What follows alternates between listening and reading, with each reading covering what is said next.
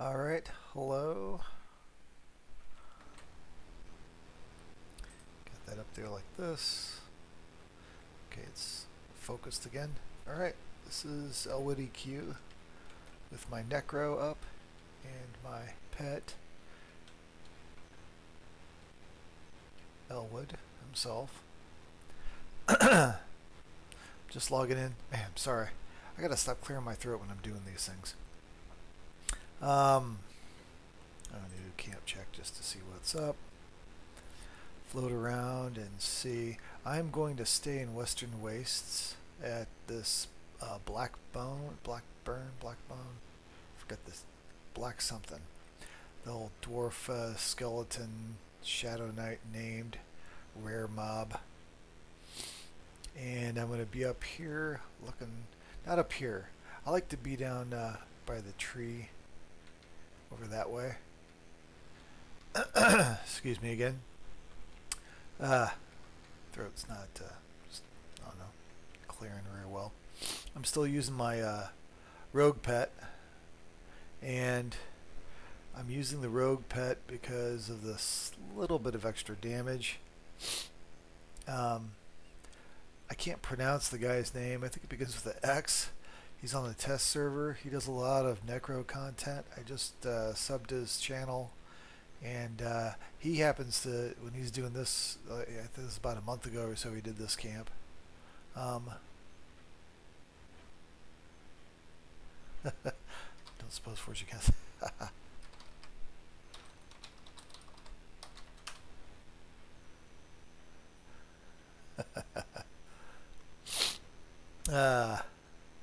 North camps, okay. Alright.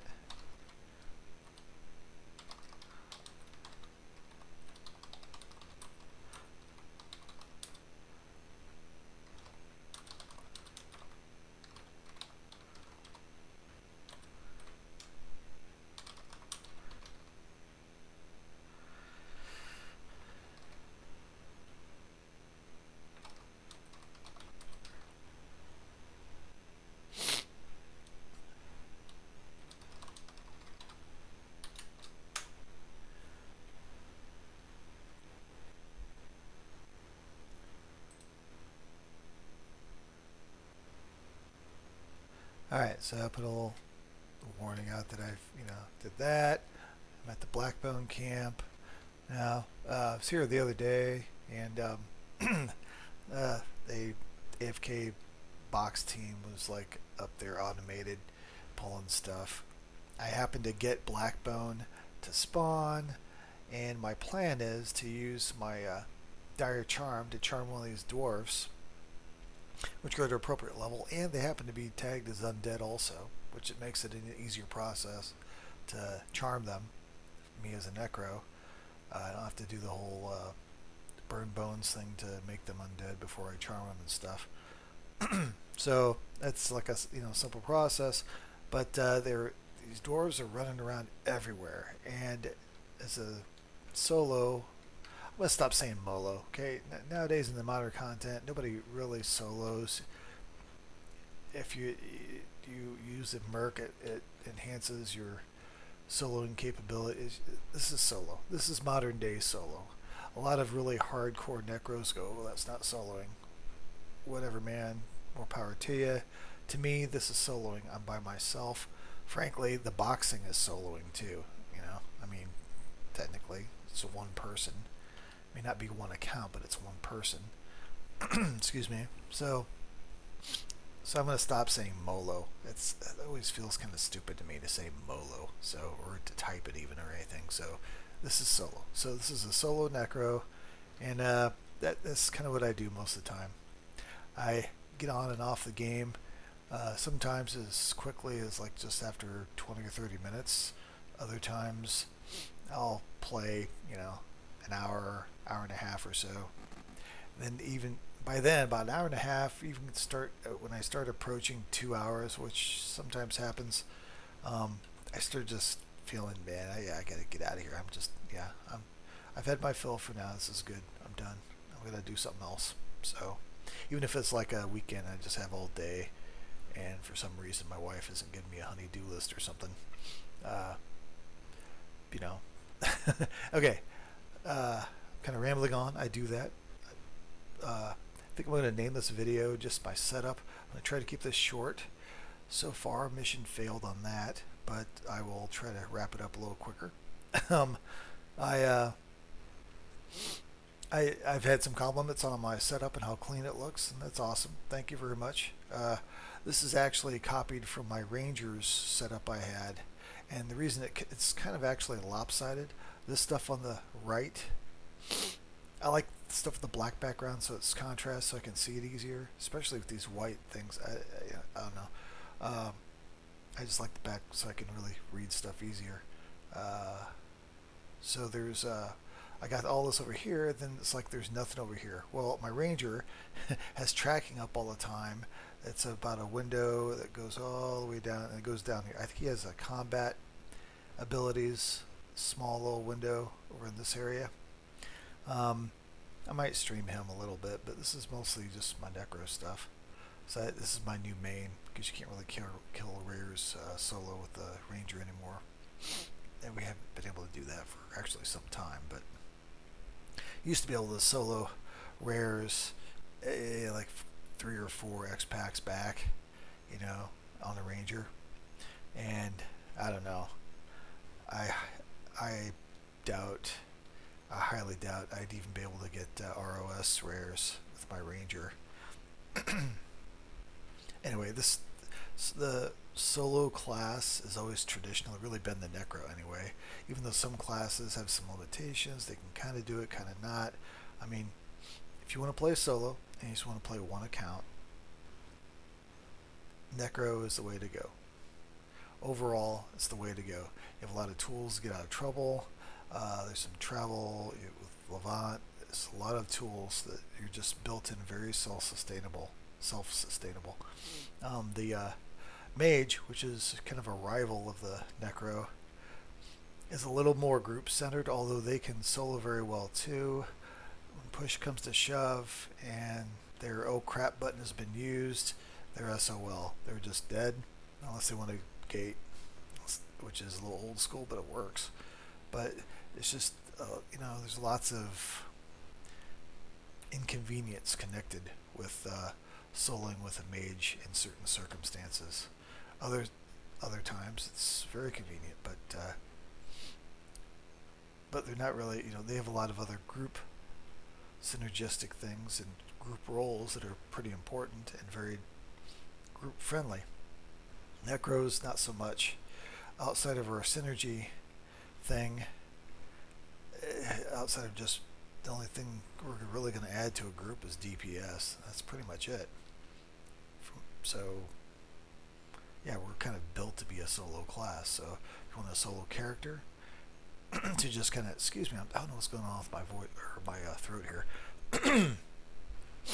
I just had some sriracha on a piece of pizza for my lunch, so that might be it. Excuse me. So I'm going to go over my setup. Here we go. Typically on these trash mobs here, these dwarves, what I end up doing, I have 6 dots memmed. And I throw, once I throw these down and I throw these down, I typically have to redo these 3 one more time. And I redo these 3 when this dot here, the pyre dot, blinks off. When this goes away, I hit my swarm pets, and then I hit my dot 2 button to cast these 3 dots again. And then I just swarm pet. You'll see the rotation. It's very easy. I don't point and click very much at all. I have this set up in case BLACKBONE shows up, so that I'm ready to charm. So I got my charm thing. My number 8 is sort of a utility kind of button. I'll have dire charm here. I've you know, there's that. A lot of times I'll keep bones slow there because I've changed my lineup a bit, my functional lineup, so that I always have char bones memmed. Thanks to 12 strings, sort of gave me that. It's kind of what he does, and it makes a lot of sense. even though in TOV, almost in the EUW, almost everything's undead. A lot of stuff's undead throughout the whole expansion. Um, it's not always going to be like that. It's not that big of a deal to add this. I used to have these 3 slots here, just buffs. One was the pet haste, and these 2 are my the Destiny one, which for some reason is not under the Unity AA. I don't know why. And the skin one, the rune, personal rune. I've taken those off to add a little bit more stuff. At default, this was the one I had to add. It's 1, and I added this second spell rune that's castable from your spell book, you know. So I got of course, a lot of people use the cascading death shield one, and I was leaving this off because there's an AA sort of equivalent that actually casts a little faster that I use in one of my macros, and I see a point of memming this. It's taking up a mem spot, stuff like that. But I see the benefit of having that. I still don't have a pet heal on. For this charm setup, I make sure to have the haste, pet haste, because you can haste the charmed pet, which I hope helps it with aggro a little bit. Gives, you know, maybe it does a little bit more, whatever. It's just kind of there. And when I ditch the pet and the pet walks off, it's gonna have this again. It's gonna keep this buff on it. But if I choose to, you know, target it and kill it with my regular pet, I got I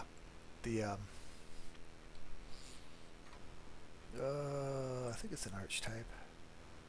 Maybe it might be just be class.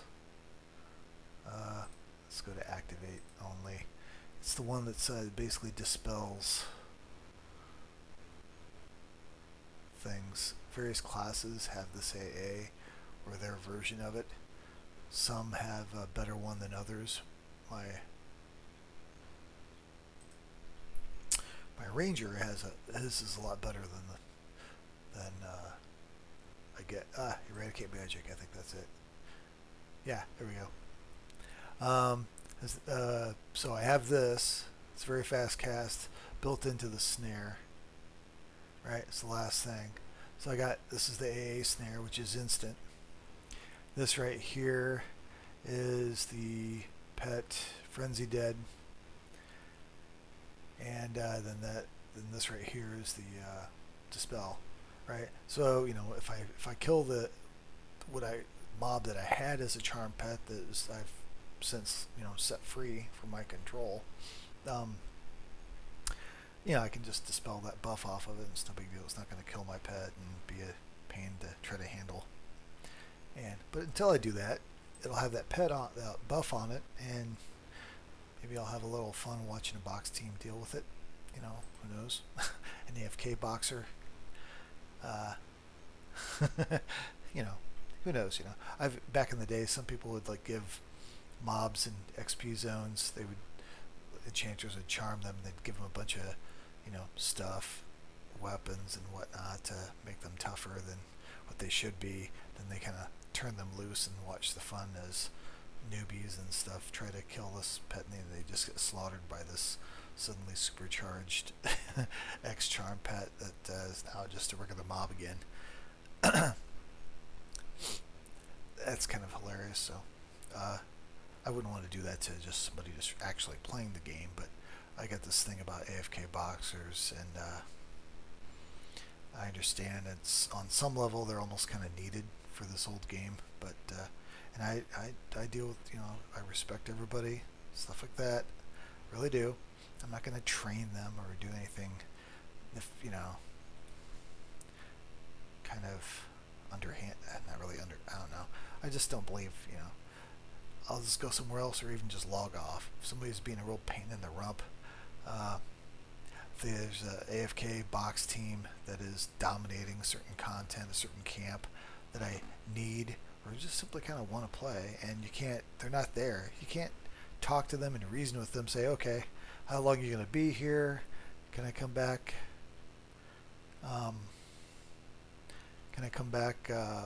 in an hour or so and take the camp for a while so I can try to get the right. You can't have a back and forth. There's nobody there. It's a box team. They're AFK, probably at work, maybe sleeping, maybe watching a movie, whatever they're doing. They're not paying attention, or paying very minimal attention anyway. And it's just, and a lot of them are, I don't know, don't like it. They annoy me to no end, but it is what it is.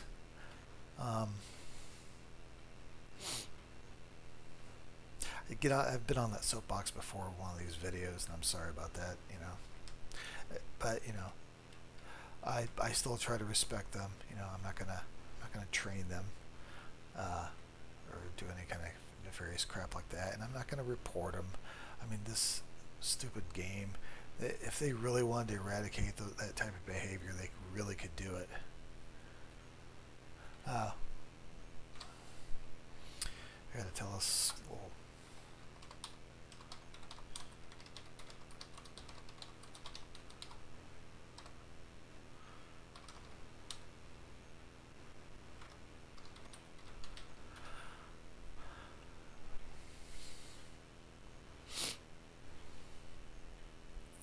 Tree limb, huh? It's kind of a cool name. I don't know that guy, so I'm going to go through. Okay, so that's what that button is. Okay, what I typically do is I hit 1, I hit 2, I hit 3, I hit 4, I hit 5, then I hit 4, then I hit 6, and then I hit 4, and then I hit 4. Until I have to hit 6 again to replenish these 3 dots, and then I keep hitting 4 and 4 until the mob's dead. You'll see how it kind of times out. It's pretty fluid, and I don't have to point and click on anything. I use my tilde key that's right next to the number 1 key for the target, the nearest NPC. So let's kill one. I have my rogue pet up. Typically, if they root me, I just get out of dot. I just FD like this. Yeah, I'm done. I'm just gonna clear and try it again because it's. I'd have to go up here and click Whisper Wind because I don't have it on my 8 key right now because I want to be ready to Dire Charm. So, there's time. If you get up before this is finished, the mob recognizes it as a buff on somebody and knows you're not dead, and it comes after you again. So you have to wait for this to go away. Now it's gone. So, and because they are indifferent to people, you don't have to have invisibility to undead on. I just do in case the rare is around. Oh, there we go. Somebody. This is about the closest they ever get to this tree area here. Okay, and I try to only kill mobs that are in this area.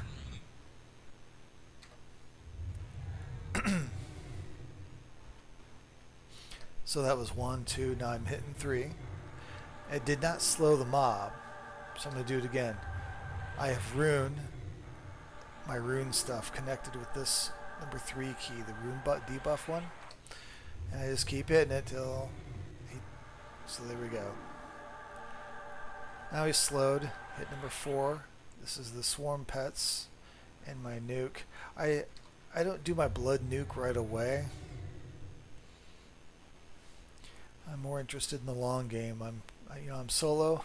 I want to be a little efficient. I always put my long dots on first. I don't prioritize according to DPS, highest short-term DPS or damage. I hit my number 6 key, which is the dots 2.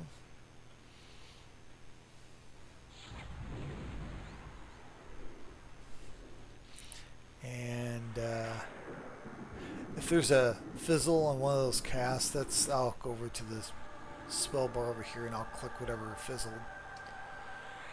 Now I hit asset. I'm waiting and I'm looking at Pyre here. Oops, hit number 4 a little too early. Yeah, that's starting to blink. And that was an unfortunate thing. When that stops, when that goes away,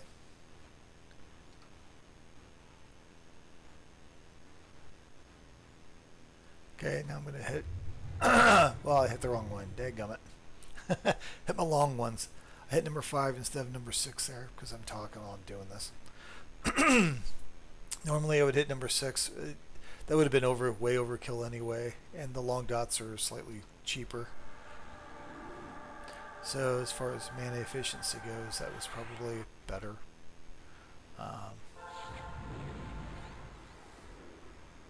What's even better is if I really refrain from hitting anything at all. I could have just kept feeding it pets, and it would. The swarm pet. I'm just gonna go ahead and take a sit here until he dies. This is my rogue pet. I think people underestimate how much DPS the combat pet does. It's just my personal feeling. I value him a lot more for just tanking, more than just for tanking. That's why I'm using a rogue pet now instead of my tank pet for just trash mobs. It's kind of nice. He survives well enough that you can let him keep going to town on a trash mob, and he'll finish it off pretty well. I'm max AA'd. I'm AA tight. I've got the forge one. I got all the meaningless, crappy ones. I don't ever do trade skills. So I'm gonna get this guy again here.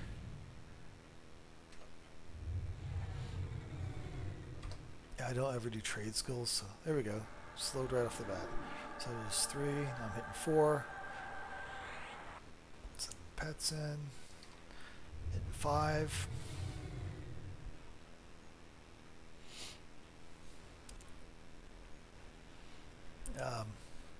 Number 4 is basically sort of my spam key. Sorry, I have a piece of gum in my mouth.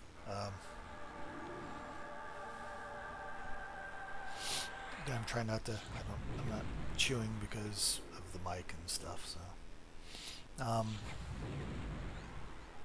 I just hit 6. These are the second rounds of dots here.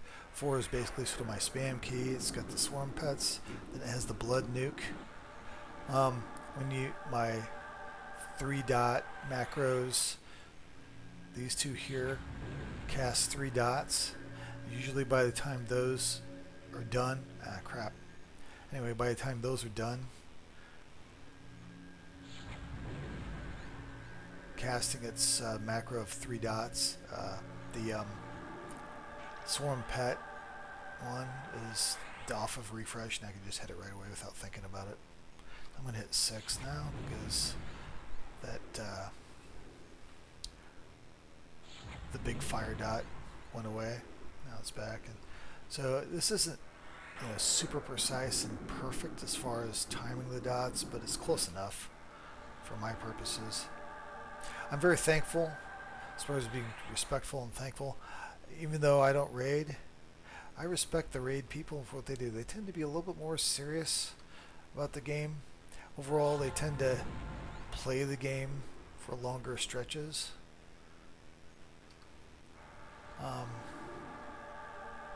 Than I tend to do. I tend to group more. People that like to box,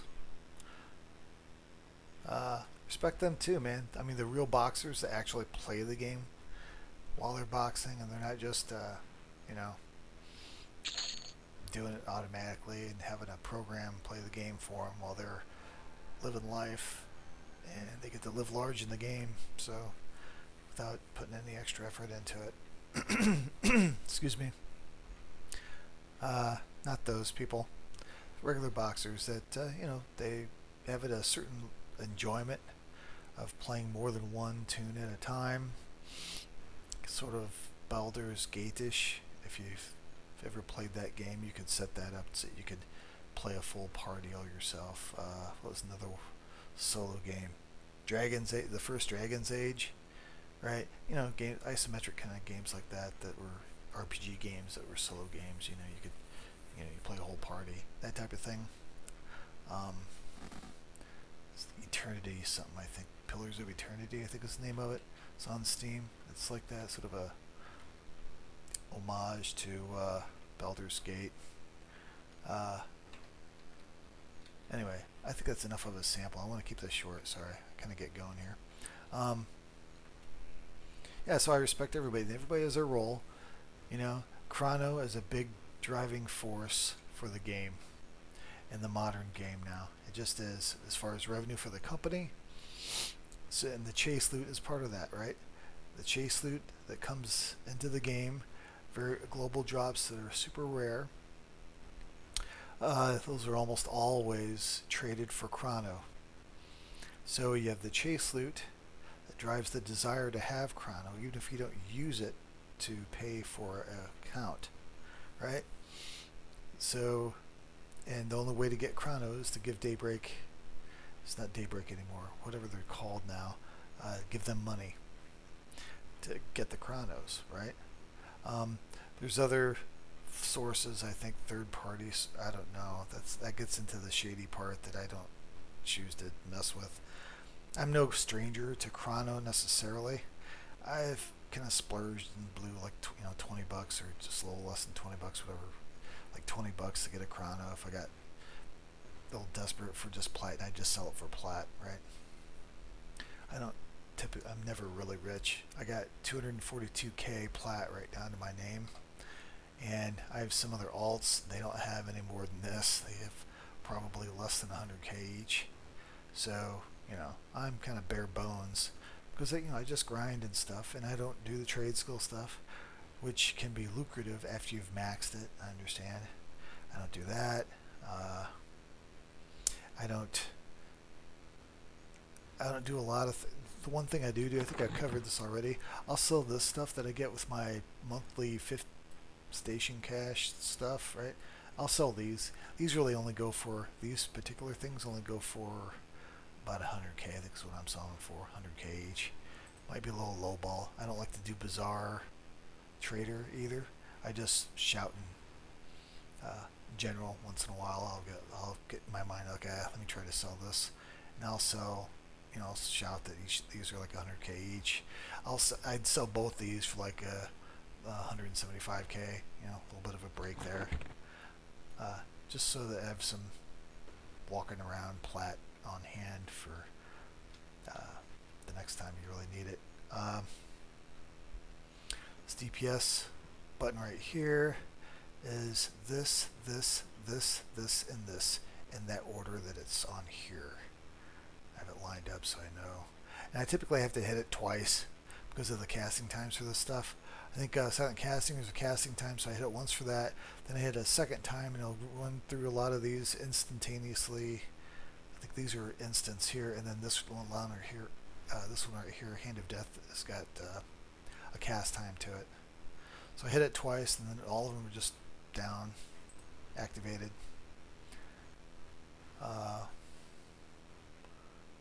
FD. Oh, what's up? FD is my DE. Where is that? There it is right here. This right here. 773 DE. And then this is Death Piece. So, hit it once, you get the super good one. Then if that's down, if you hit that, a second time, then it's automatically going to go to Death Piece. And that's pretty much good enough. If it's not good enough, eventually, this is a pretty short cooldown, minute and a half. You can do you can do the DE, this Death Effigy. You can do this while prone, already FD'd from Death Piece. If this comes up and the aggro isn't cleared yet, you can hit this while you're prone and it'll clear it 100%. So for you, not your pet, but for you, not for your merc either, just for you. So that's the FD button there. This right here is a convenience thing that I have that is the same. These two buttons are basically the same. One's regular invis, this is invis to undead.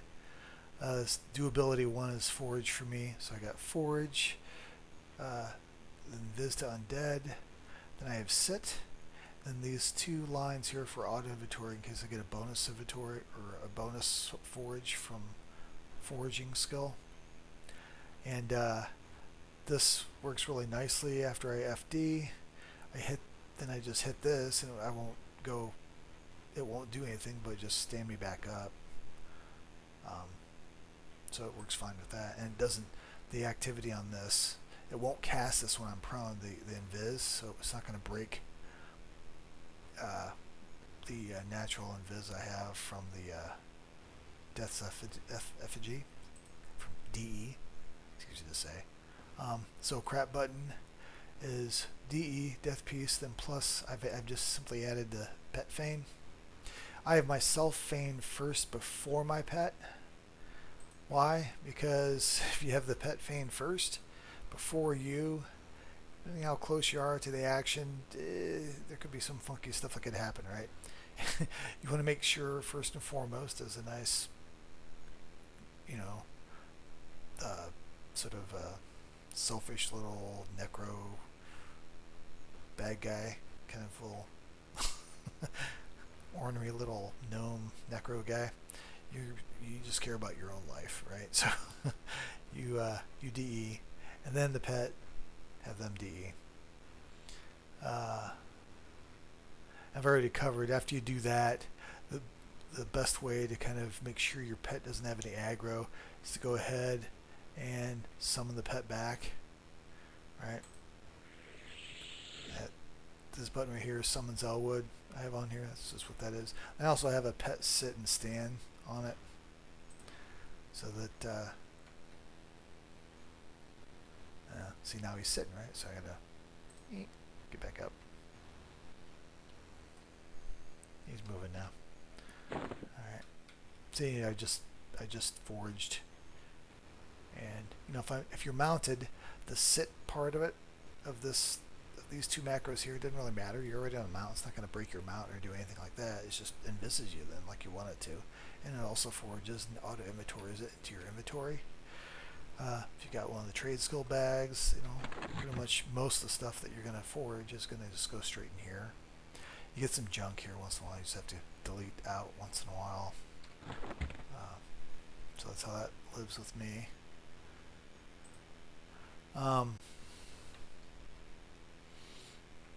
So let's see what else. I said this is the rogue pet. Yeah. So what I plan on doing here. Okay. So that's my setup basically. Let's see. I have the obvious. I got audio triggers here. I've taken off the backstab trigger I had for the videos that I normally like to have on, just to hear the little thump of him backstabbing all the time.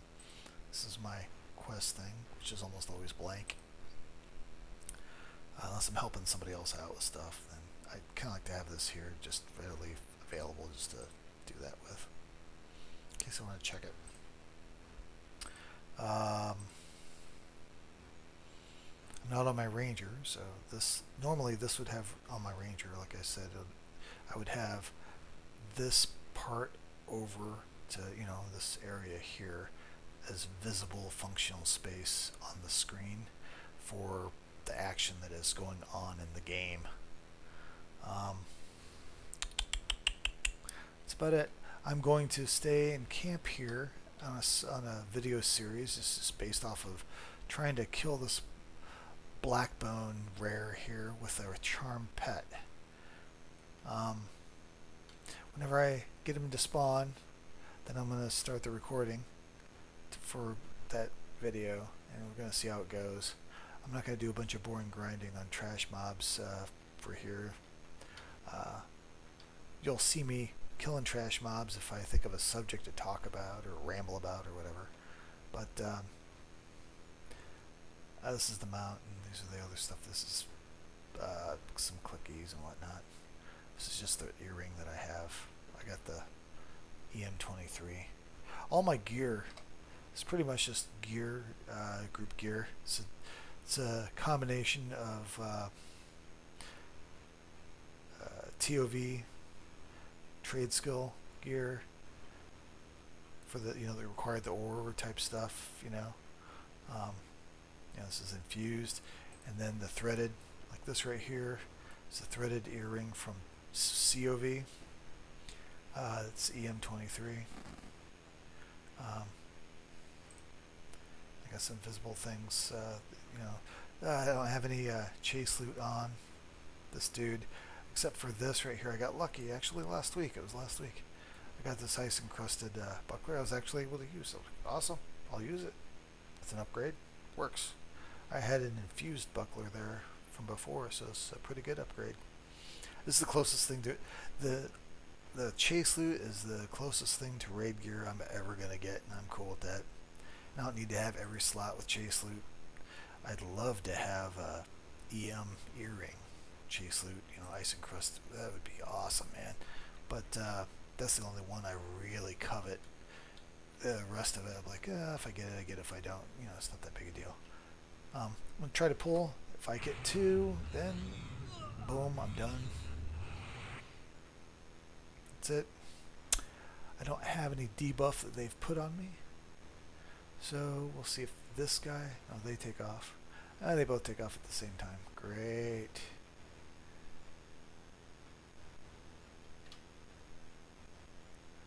I'm not sure what the, oh. Just gonna,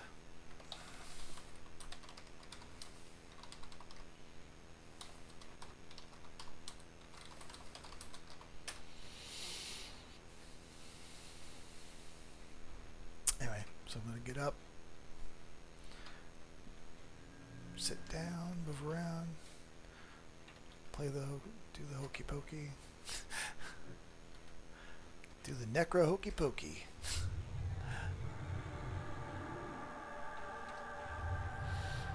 In the past with this rare here, this is my rogue pet with my tank pet, with a fully geared, with a few extra little items that I tend to put on. I think I had one of these on.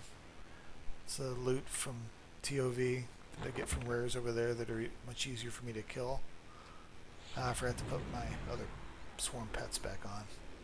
I like to weave my swarm pets in whenever I can against these tougher TOV mobs.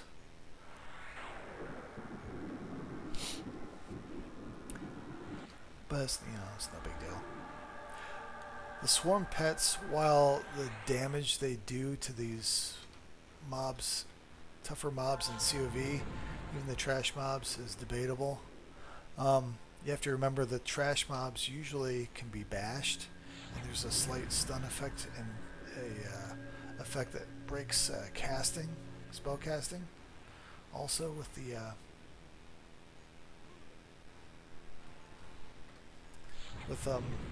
bashing effect, and every one of those little bitty baby skeletons there, they bash. So that's good. And with me using my rogue pet instead of my warrior pet, because the rogue pets, they don't bash, they just do the backstab, and you know, they do the little specter life tap stuff, along with the life tap thing that ally has. Oh, that's something I forgot about. The pet attack, the spell I cast is this right here is ally. It's I've shown this before. It's the life draw, you know, life tap kind of proc that they can do. It's very impressive. It's 400% of the damage. They set the max limit to 52k for the heal it receives back, but procs pretty often, and it's a nice little bonus healing there. And of course I got the Q swarm in there for extra swarm pets that aren't doing anything, that didn't die last mob. And this right here is the fortify that you saw go off. So I have fortify and frenzy just go off automatically, so I don't forget to use them. Because if I gotta think to use those, for some reason I always forget these two things, because I'm always thinking about what's going to enhance my dots and stuff like that. You know, you only really need these on rares. So,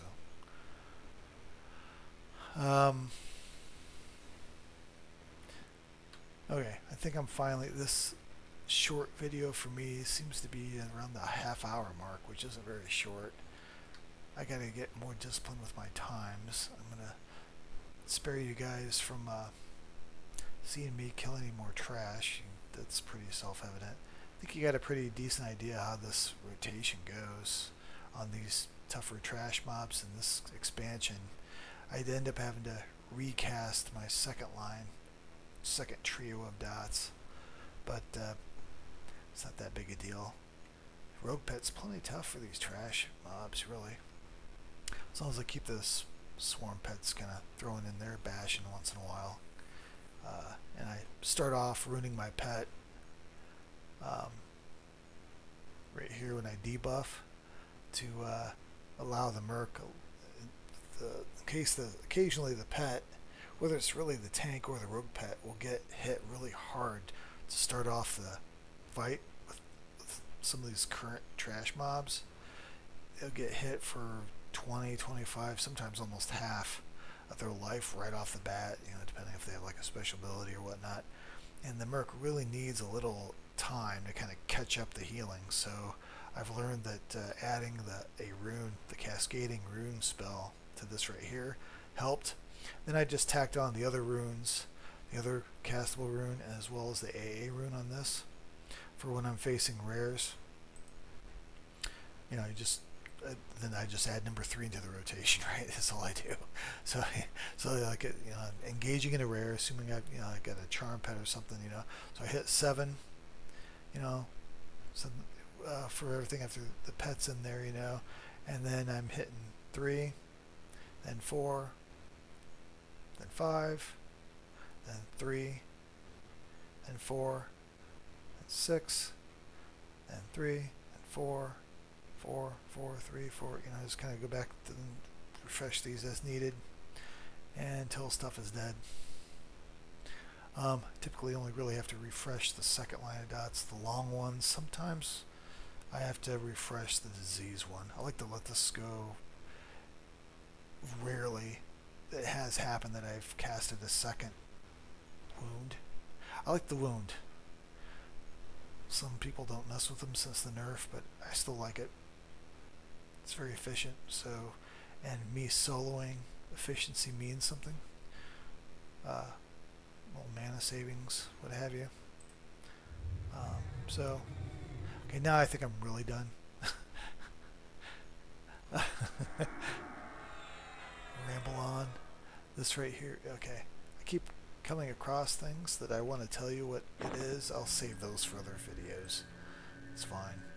Just gonna refresh those few buffs there real quick, and I'll let you go. And have a great day. I will post the progress on the BLACKBONE revenge video I have coming up after this one, when something relevant comes up. Alright? Peace out. Thanks again to 12 strings and the test server guy, X-Man. Call you X-Man. I think your name began with X or Z, one of the lesser used letters. And there we go. Also, Hammock J. Keep doing your thing. It's good. I keep watching them. I comment less on yours than I do some of the other ones, but I watch you, and I think you're doing great. Hang in there, and see you later. Thanks. Bye.